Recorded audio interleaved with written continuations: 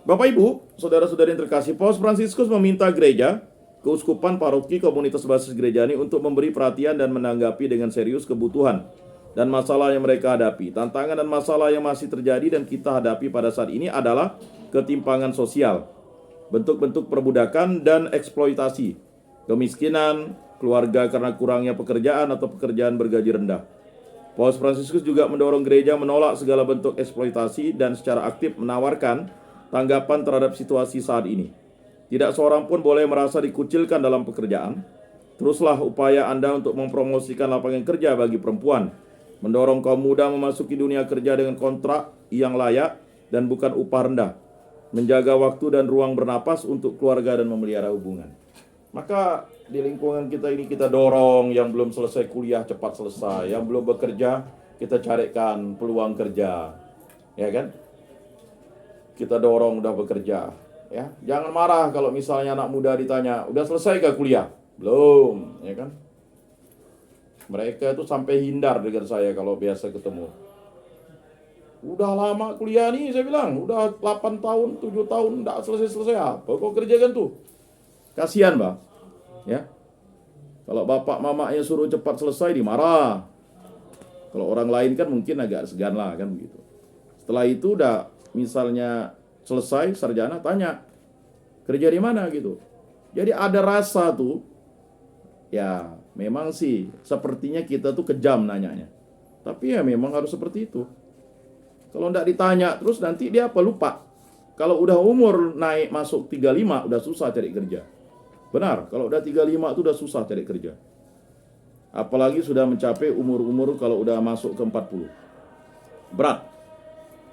Karena apa? Karena dia udah terpola dah gengsinya tumbuh. Nah, gengsinya tumbuh. Ya. Ya tapi itulah ya. Maka saya dulu pernah membantu seorang satpam, dia kan di CU. Udah mukul orang mau mati nih, saya bilang nih, solusinya satu, saya bilang nih. Bapak ini nih harus pindah, jangan jadi satpam. Bosan, masa dia satpam terus? Ya, kebetulan dia agamanya Protestan, orang Dayak kan. Mukul orang dia. Jangan dipecat, saya bilang. Jadi, solusinya apa? Pindahkan dia di lapangan. Betul, bagus dia kerja. Lalu sekarang dia udah selesai S1-nya, SA. Udah pensiun dia. Dia rupanya tuh udah bosan jadi satpam terus.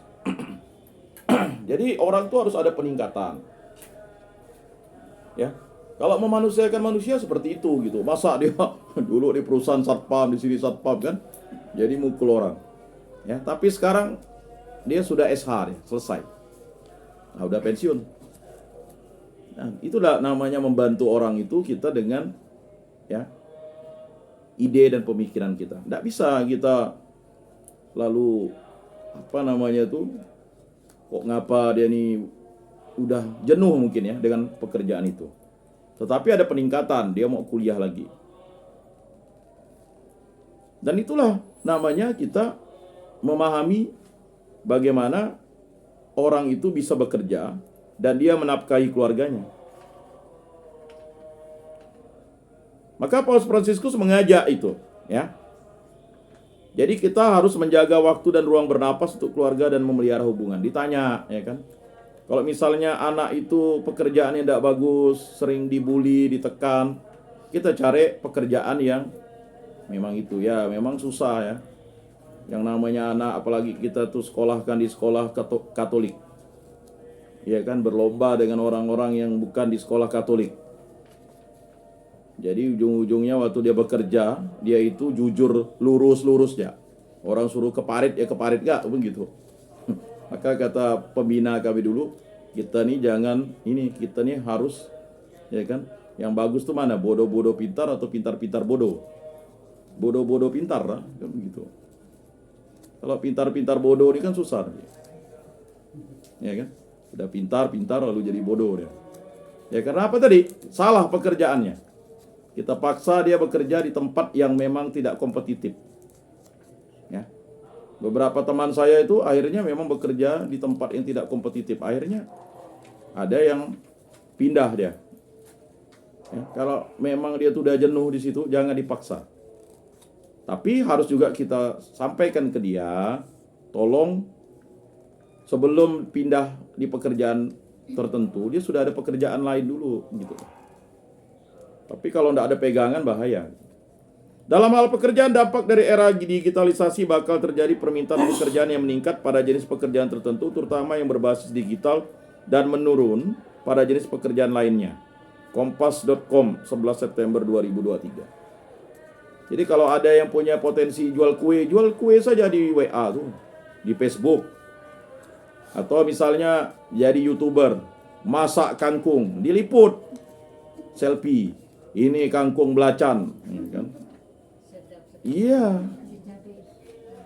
Karena ada satu umat kita itu, dia dapat gaji dari YouTube tuh gara-gara dia buat masak. Dia ibu rumah tangga. Jadi artinya apa tuh? Ya kan? Pekerjaan-pekerjaan yang sepele misalnya, bagaimana cara membersihkan wajan tuh, itu diliput. Ya, nanti banyak orang nonton. Ya. Atau pandai cerita. Ya, saya terkesan dengan satu YouTube tuh dia cerita aja. Ngomong aja dia. Itu banyak follower ya, mungkin puluhan juta duitnya. Sekarang itu pekerjaannya. Jadi tak ada namanya pemalas. Ini main game, ya enggak ada. Atau main game tapi diliput. Ya kan? Ini terkadang anak-anak nih jangan mikirkan yang senang begitu, ya. Nah, jadi pekerjaan digital tuh boleh dilakukan dari sekarang. Ya, yang guru mungkin yang pensiun, bagaimana cara mengajari anak membaca, diliput. Menanam cabai, boleh. Ya, yang utama ya kita liput saja, kirim. Karena memang itulah pekerjaan sekarang ya. Tidak apa-apa investasi jangka panjang. Kalau nanti udah top ya kan, luar biasa. Contohnya analisis data, spesialis big data, kecerdasan buatan dan artificial intelligence, mesin learning spesialis, pemasaran digital, dan arsitek database. Sementara permintaan pekerjaan yang diperkirakan akan menurun bersifat klerikal dan rutin seperti kasir, sekretaris, data entry, dan teller itu nanti akan menurun. Ya. Pertanyaan, bagaimana generasi Z siap memenuhi pasaran kerja tersebut? Apa yang harus dipersiapkan? Jadi kalau tidak ikut bahan APP ini, generasi Z ini nanti bakalan ya susah. Memang Z dia. Ya. Jadi Bapak Ibu saudara-saudari yang terkasih, semoga pada pertemuan kelima generasi muda ini mau hadir ya. Kalau tidak mau hadir nanti itu susah. Karena persaingan generasi muda ini sangat ketat. Sekarang generasi muda banyak buat keributan kan. Karena apa tuh tadi? Nonton media. Bawa celurit, bawa pedang, bawa samurai, ngantam orang. Tidak pikir dia, sekali ditangkap nangis manggil bapaknya. Nyelurit orang kayak apa? Karena apa tadi? Karena mereka mikir tuh hidup tuh kayak game. Lupa dia. Game itu kalau orang mati itu kan bisa hidup lagi. Dia pikir kayak gitu. Jadi di otaknya itu, otak bagian itunya udah susah. Jadi orang tua tuh dianggap permainan. Ya kan? Dianggap game. Dosen tuh dianggap game. Ya. Akhirnya merugikan diri sendiri. Ya. Dan itu harus kita cegah lah generasi muda kita, apalagi di lingkungan Santo Rufinus. Kasihan. Ya, kasihan. Bapak Ibu, saudara-saudari yang terkasih, mari kita berdoa, doa penutup bersama-sama. Allah Bapa Maha Pengasih, tuntunlah kami agar berani mengambil sikap serta memiliki pendirian yang teguh, terutama dalam hal mengasihi dan berbuat baik terhadap sesama.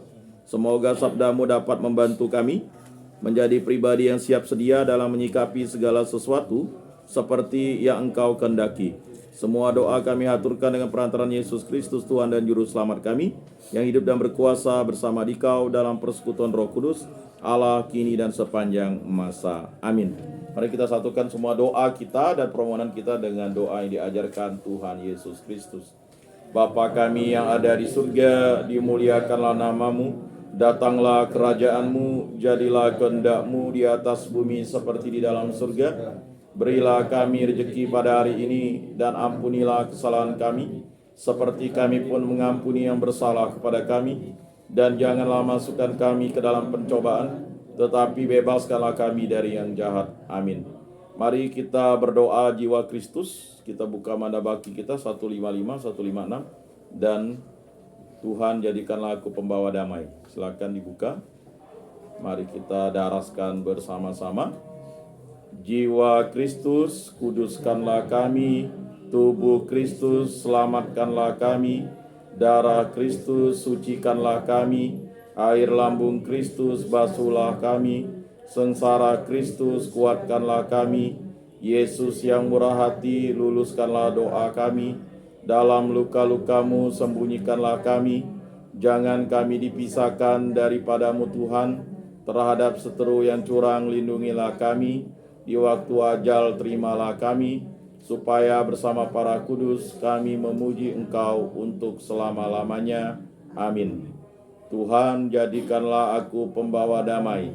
Bila terjadi kebencian, jadikanlah aku pembawa cinta kasih. Bila terjadi penghinaan, jadikanlah aku pembawa pengampunan.